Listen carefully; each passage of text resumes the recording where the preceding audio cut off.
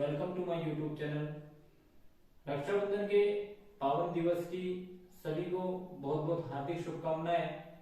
आज हम जो केसबुक का practical question number solution second करेंगे, जिसमें हम पढ़ेंगे कि इस प्रकार से सिंपल कॉलम केसबुक को बनाया जाता है, उसकी लेजर कॉस्टिंग करेंगे और उसके बाद हम जो है वो किस प्रकार से इसे प्रिपेयर किया जाता है उसके बारे में बड़ा साधारण शब्दों में समझेंगे। पिछले वीडियो के अंदर आपने देखा था कि एक सिंपल कॉलम केसबुक का आपको क्वेश्चन नंबर फर्स्ट जो है किस प्रकार से किया जाता है। होप है कि आपको सिंपल कॉलम केसबुक जो है वो काफी हद तक समझ आ चुकी होगी। वीडियो को आप ध्यान से देखें, अंत तक देखें, ताकि आपको वीडियो जो है वो समझ भी आए। तो आपसे यही आग्रह रहेगा कि वीडियो को बीच में बिल्कुल भी क्विट ना करें। चाहने वालों से, जितने भी मेरे चाहने वाले हैं, मेरे स्टूडेंट्स हैं और जो भी ऑफिस में कर्मचारी जो कार्य करने वाले हैं और जो केसबुक को बनाना इस समय सीख रहे हैं, उनसे भी यही आग्रह रहेगा कि केसबुक को जो है वो बड़े ध्यान से देखें, ताकि आपको केसबुक जो है वो बड़े ढंग से समझ आए। तो आज हमारा सेकंड क्वेश्चन है। तो सेकंड क्वेश्चन में आपके समक्ष पढ़ूंगा सबसे पहले, जिसमें हमारे पास क्या है कि prepare simple column casebook from the following transaction, also prepare the laser of account of casebook April 2010। First transaction आपके पास दिया, started business with cash of ₹18,000। Fourth April को आपको ट्रांजैक्शन दिया है, बोट गुड्स फॉर कैश। उसके बाद 7 अप्रैल को paid into bank. 10 अप्रैल को receive from Lala Ramlal as loan. 12 अप्रैल को आपके पास दिए पेड वेजेस। 14 अप्रैल को purchase television for personal use. 19 अप्रैल को रिसीव फॉर रेंट। 20 अप्रैल को जो आपके पास दिया है पेड फॉर परचेज। उसके बाद 28 को आपको दिए पेड LIC प्रीमियम और 30 को दिया आपके पास गुड्स सोल्ड। तो किस प्रकार से इसकी एंट्री करते हैं आप और किस प्रकार से इसके लेजर बनाए जाएंगे वो आपके सामने। तो सबसे पहले आपके पास दिया हुआ जी कि आपने जो है हम सिंपल कॉलम केसबुक किस प्रकार बनाएंगे। तो सबसे पहले जब भी आप सिंपल कॉलम केसबुक बनाते हैं, आप सबसे पहले ऊपर लिखते हैं simple column casebook. Left hand side is called debit side and right hand side is called credit side. First column जो है वो डेट का होता है, अगला कॉलम जो है वो पर्टिकुलर्स का होता है, फिर अगला कॉलम जो है रिसिप्ट का, फिर इसी प्रकार से लेजर फोलियो, फिर अमाउंट इन रुपीज, फिर डेट और फिर इसी प्रकार से पर्टिकुलर्स या पेमेंट्स और इसी प्रकार से लेजर फोलियो और amount credit amount in rupees. और उसके बाद फिर लाइन ऑफ डिमार्केशन लगा देंगे।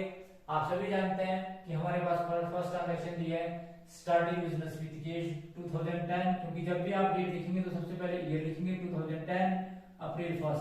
तो हमारे पास दिया है कि हमने स्टार्ट बिजनेस विद कैश किया 18,000 से। तो जब भी कोई बिजनेस स्टार्ट किया जाता है तो आपके पास कैश आता है, क्योंकि all cash are received by debit और कैश के आने का कारण बना कैपिटल। तो एंट्री की जाएगी cash account debit to capital journal में, और कैश बुक के डेबिट में जो है एंट्री की जाएगी क्योंकि और कैश रिसीव्ड बाय डेबिट। जब भी कभी बिजनेस में कैश आता है तो कैश रिसीव्ड को डेबिट किया जाता है। तो 18,000 से जो है वो कैश को डेबिट करेंगे। उसके बाद आप सभी जानते हैं कि आपने 10 अप्रैल को जो है वो माल परचेज किया, परचेज फॉर कैश। तो जब भी कभी आप माल परचेज कैश में करेंगे तो आप सभी जानते हैं एनी टाइप ऑफ पेमेंट्स जो है ऑल पेमेंट्स आर क्रेडिट। तो जब भी आप कैश में पेमेंट करेंगे तो पेमेंट को क्रेडिट किया जाएगा और आपने माल परचेज किया 5,000 से। तो इस प्रकार से जो है वो 5,000 से जो है वो परचेज को क्रेडिट कर दिया जाएगा। ध्यान रखें आप, बाय परचेज अकाउंट और 5,000। उसके बाद 7 अप्रैल को आपने जो है वो बैंक में पैसा जमा कराया, पेड इनटू बैंक या डिपॉजिट इनटू बैंक। तो जब आप ऐसा करते हैं तो आप सभी जानते हैं कि आपका कैश आपसे जाता है और आपका बैंक बैलेंस बढ़ता है, तो एंट्री करता है bank to cash. Journal entry की बात करें और इसकी क्रेडिट में जो है वो बाय बैंक एंट्री की जाएगी 7 अप्रैल को, और वो आपने पैसा जमा किया 6,000 का। 6,000 जो है आपने जमा कराया। तो इस प्रकार से जो आप लिखा है उसको में इसकी एंट्री करेंगे बाय बैंक अकाउंट। उसके बाद 10 अप्रैल की बात करें तो आपने रामलाल से जो है लोन लिया, cash receive from Ramlal as a loan. तो रामलाल से जब आप एज ए लोन लेंगे तो किस प्रकार से लिखा उसको में इसकी एंट्री की जाएगी। आपको कैश रिसीव हुआ 4,800 का। तो इस प्रकार से आप एंट्री करेंगे 10 अप्रैल को टू रामलाल लोन्स अकाउंट 4,800 और 4,800 इस प्रकार से लिखा उसको में इसकी एंट्री कर दी जाएगी। उसके बाद 12 के बाद जो है आपने पेड वेजेस की और पेड वेजेस की आपने 200 की। तो किस प्रकार से लिखा उसको हम इसकी एंट्री करेंगे बाय वेजेस अकाउंट 2010 अप्रैल 12 को बाय वेजेस अकाउंट और 200 की एंट्री जो है वो लिखा उसको मैं पेमेंट साइड कर दी जाएगी, क्योंकि all cash payment are credit. जब भी कभी आप पेमेंट करेंगे, चाहे आप वेजेस की करें चाहे किसी भी चीज करें, तो वेजेस को क्रेडिट कर दिया जाएगा। उसके बाद आपने जो है विड्रॉ किया पर्सनल यूज, तो जब भी आप कोई पर्सनल यूज के लिए पैसा निकालते हैं तो आप सभी जानते हैं 14th को आपने पर्सनल यूज के लिए निकाला, जिसको आप बाय ड्राइंग की संज्ञा देते हैं, क्योंकि कैश और goods withdrawn by the proprietor for his personal domestic use का ड्राइंग, तो इससे हमारा कैश कम हुआ तो बाय ड्राइंग। और 14 अप्रैल 2010 को बाय ड्राइंग अकाउंट 4000 और 4000 जितने का आपने निकाला तो 4000 की राशि से इसको जो है वो क्रेडिट कर दिया जाएगा। उसके बाद आप सभी जानते हैं 19 तारीख को आपको रेंट रिसीव हुआ, तो जिसके लिए आपने एंट्री करी टू रेंट रिसीव, क्योंकि ऑल कैश रिसीव का डेबिट, और कितने का रिसीव हुआ आपको 500 का। तो इस प्रकार से जो जितने का रिसीव हुआ उससे आप डेबिट करेंगे टू रेंट रिसीव।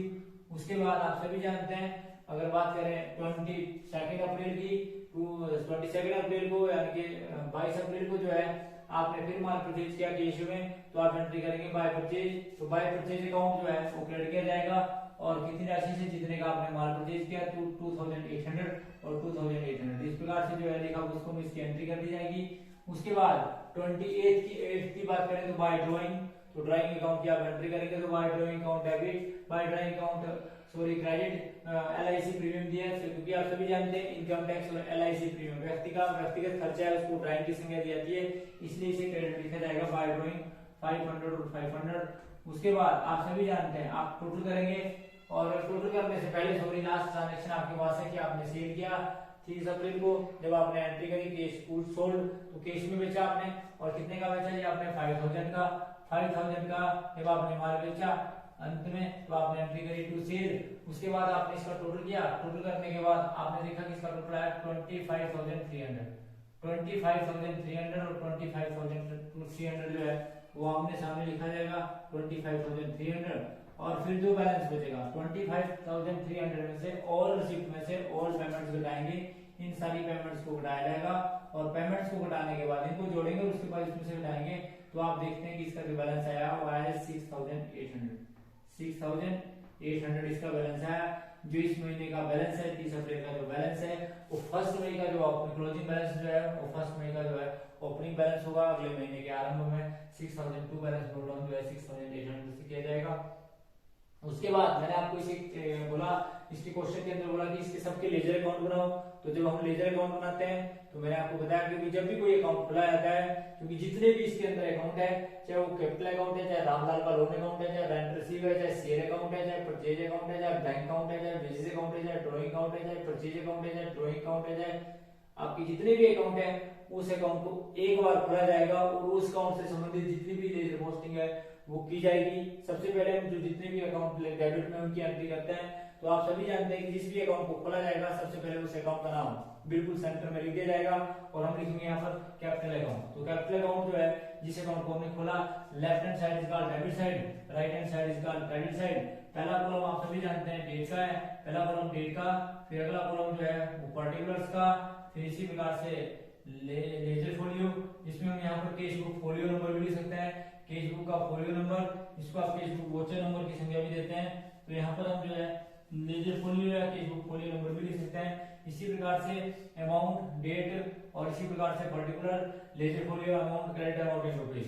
तो सबसे पहले आप कैपिटल अकाउंट की बात करें तो कैपिटल के क्रेडिट में, कैपिटल के क्रेडिट में कब आपने बिजनेस स्टार्ट किया, 2010 अप्रैल 1, तो यहाँ पर लिख देंगे 2010 अप्रैल 1, तो बाय कैश अकाउंट। मैंने आपको बताया कि आप एंट्री जितनी भी करते हैं वो बाय कैश अकाउंट करते हुए करेंगे, तो बाय कैश अकाउंट, और कितनी राशि है वो आपकी 18000 है। तो इस प्रकार से सबसे पहले आपने कैपिटल अकाउंट बनाया, कैपिटल अकाउंट बनाने का कैपिटल अकाउंट को क्लोज किया, ये आपका 18000 समझ जाएगा। उसके बाद कैपिटल अकाउंट को बनाने के बाद अगला अकाउंट जो आपको खोलना पड़ेगा वो खोलना पड़ेगा जी रामलाल का, रामलाल लोन अकाउंट। तो हम जो है रामलाल लोन अकाउंट खोलेंगे, तो यहाँ पर हम लिखेंगे रामलाल का लोन अकाउंट, और कितनी राशि से है, दूसरा अकाउंट जो है डेबिट साइड में जो दिया हुआ है वह जी रामलाल लोन अकाउंट। तो रामलाल लोन अकाउंट जिस अकाउंट को आप खोलते हैं, सेंटर में सबसे पहले उस अकाउंट का नाम, left hand side debit side, right hand side credit side, account है ये टी फॉर्म, डेबिट साइड के भी 3-4 भाग और क्रेडिट साइड के भी 4 भाग, date particular, ledger folio amount, date particular, ledger folio and amount. तो सबसे पहले रामलाल से आपने लोन लिया 2010 अप्रैल 10th को ही, और आप करेंगे बाय कैश, और जितनी राशि रामलाल के सामने उतनी राशि जो लिख दी जाएगी 4800 और 4800। इस प्रकार से आपने रामलाल का लोन अकाउंट प्रिपेयर किया। उसके बाद रेंट रिसीव अकाउंट बनाना पड़ेगा। तो जिस अकाउंट को आप खोलेंगे सबसे पहले उस अकाउंट का नाम, तो यहाँ पर लिख देंगे रेंट रिसीव अकाउंट, तो यहाँ लिख देंगे जी रेंट रिसीव अकाउंट, रेंट को रिसीव हुआ आपको, तो रेंट रिसीव्ड अकाउंट जो है आपको खोला जाएगा। तो हमने रेंट रिसीव अकाउंट खोला, तो आप सभी जानते हैं, मैंने अभी बताया कि अकाउंट है T form, left hand side is called debit side and right hand side is called credit side. Left hand side के भी 4 भाग और राइट हैंड साइड के भी 4 भाग, date particular ledger folio amount in rupees, date particular ledger folio amount in rupees. फिर आपने कब रेंट रिसीव किया था जी 19th को, तो 2010, यहाँ पर वही डेट लिखेंगे 19th की, और यहाँ पर लिखेंगे बाय कैश, और कितना जी जितना आपने लिया, तो आपने रेंट रिसीव किया 500 का, तो यहाँ पर लिखेंगे 500। इस प्रकार से जो है आप इसको करेंगे। तो ये था जी आपका रेंट रिसीव अकाउंट। उसके बाद आप अगला अकाउंट खोलेंगे। अगला अकाउंट है जी आपका सेल अकाउंट, तो हम यहाँ पर सेल अकाउंट खोलेंगे। जिस अकाउंट को आप खोलेंगे सबसे पहले उस अकाउंट का नाम बिल्कुल सेंटर में लिख दिया जाएगा, फिर हम उस अकाउंट का नाम लिखेंगे सेल अकाउंट। तो सेल अकाउंट के क्रेडिट में भी एंट्री की जाएगी, और कब की जाएगी, जितनी इसकी डेट है अर्थात 30th को, तो 30 अप्रैल को हम इसकी एंट्री करेंगे, लिखेंगे बाय कैश अकाउंट, और कितनी राशि से 5000 से, क्योंकि जितने की आपकी सेल हुई उतने से लिखा जाएगा, तो यहाँ पर लिखेंगे 5000। तो ये था जी आपका जो डेबिट साइड की मदें हैं उनकी किस प्रकार से एंट्री की जाएगी। अब डेबिट साइड की मदें तो आपकी होगी, अब आएगी जो क्रेडिट साइड की मदें हैं, यानी कि पेमेंट साइड में जो मदें हैं उनको किस प्रकार से लिखा जाएगा, तो उसकी भी एंट्री की जाएगी, और उसकी एंट्री किस प्रकार से की जाएगी, जितने भी लेजर हैं वो खोले जाएंगे, और कैसे खोले जाएंगे वो आपके सामने क्लियर है जी। तो सबसे पहले बात करते हैं कौन से अकाउंट की जी। सबसे पहले आपका परचेज अकाउंट, तो यहाँ पर लिखेंगे जिस अकाउंट को आप खोल रहे हैं उस अकाउंट का नाम लिखा जाएगा, यहाँ पर लिखा जाएगा परचेज अकाउंट, तो यहाँ पर लिखेंगे आप परचेज अकाउंट बिल्कुल सेंटर में।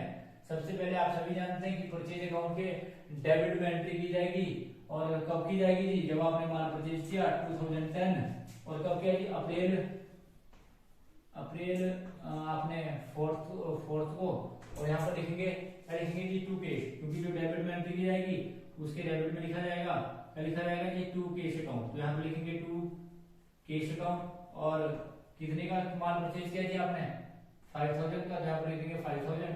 फिर आप देखते हैं कि आपने एक बार फिर माल परचेज किया, कब किया जी 22 को, क्योंकि जिस अकाउंट को आप खोल रहे हैं उस अकाउंट को एक बार ही खोला जाएगा, उससे संबंधित जितनी भी एंट्री है वो उसी लेजर में उस बार की जाएगी।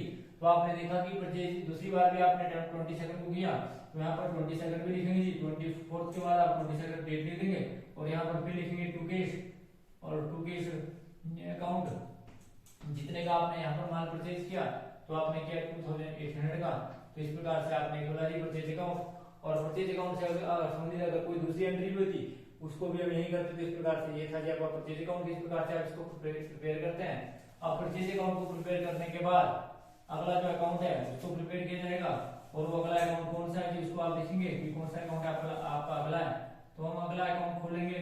अगला अकाउंट में हमारे पास सबसे पहले दिया हुआ जी बैंक अकाउंट, उसके बाद अगला अकाउंट हमने खोला बैंक अकाउंट। तो जिस अकाउंट को आप खोलते हैं सबसे पहले सेंटर में उसका नाम, left hand side is called debit side, right hand side is called credit side. पहला कॉलम डेट का, फिर पर्टिकुलर्स का, फिर लेजर फोलियो, फिर अमाउंट इन रुपीज, और इसी प्रकार से डेट पर्टिकुलर्स, इसी प्रकार से लेजर फोलियो और क्रेडिट अमाउंट इन रुपीज। तो सबसे पहले आपने माल जो है आपने परचेज किया, तो आपने एंट्री करी 2 बैंक, और 2 बैंक के डेबिट में 2 कैश। तो 2 कैश आपने किया, जितने का आपने माल परचेज किया था जी 6000 का, और 6000 का, और डेट वही लिखेंगे जो इसके सामने अर्थात 7 अप्रैल को किया, तो यहाँ पर 7 अप्रैल लिखेंगे। उसके बाद आप सभी जानते हैं कि माल को परचेज करने के बाद बैंक अकाउंट के बाद जो अगला अकाउंट है वो आपका बिजनेस अकाउंट है। तो जितने भी अकाउंट है वो खोला जाएगा। तो यहाँ पर जिस अकाउंट को आप खोल रहे हैं सबसे पहले उसका नाम, अर्थात आपने उस अकाउंट का नाम लिख दिया यहाँ पर बिजनेस अकाउंट, और बिजनेस अकाउंट के डेबिट में यहाँ पर 2 कैश एंट्री करेंगे। 2 कैश कब करेंगे जी, जितनी की डेट है, तो 12 अप्रैल को आपने 2 वेजेस किया, और वेजेस के सामने का अमाउंट कितना है जी 200, तो आप उतना लिखेंगे 200, यहाँ पर लिख दिया जाएगा 200। उसके बाद आप अगला अकाउंट खोलेंगे। अगला अकाउंट आपका ड्राइंग है, तो यहाँ पर जिस अकाउंट को आप खोल रहे हैं सबसे पहले उसका नाम, तो यहाँ पर लिख दिया जाएगा ड्राइंग अकाउंट जिस अकाउंट को आप खोल रहे हैं। तो आप बिल्कुल सेंटर में लेजर अकाउंट के बिल्कुल सेंटर में जो है आप उसके अकाउंट का नाम लिखेंगे, लेफ्ट हैंड साइड जो है वो डेबिट साइड और राइट हैंड साइड इसका क्रेडिट साइड। पहला कॉलम डेट का, पर्टिकुलर्स का, ledger folio amount, date particular, ledger folio amount credit side भी। इसके बाद जब आपने सबसे पहले ड्राइंग आपने कब करी जी, आपने ड्राइंग करी 14th को, तो आप लिखेंगे 14th अप्रैल रुपीज और कितने की ड्राइंग करी आपने, उसके सामने जो अमाउंट है वो लिख दिया जाएगा। और ये आपने करी 4000 की, तो यहाँ पर लिखेंगे 4000। इसी प्रकार से यहाँ पर ड्राइंग फिर भी आपने कब करी 28th को, तो फिर आप लिखेंगे 28th को, तो आप यहाँ पर 28 भी लिख देंगे। क्या लिखेंगे जी, टू कैश, कितने की राशि से था, तो टू कैश, और ये आपके पास आया जी 500, और फिर आपने सामने जो इसका टोटल कर दिया जाएगा, ये आपके पास आया 4500।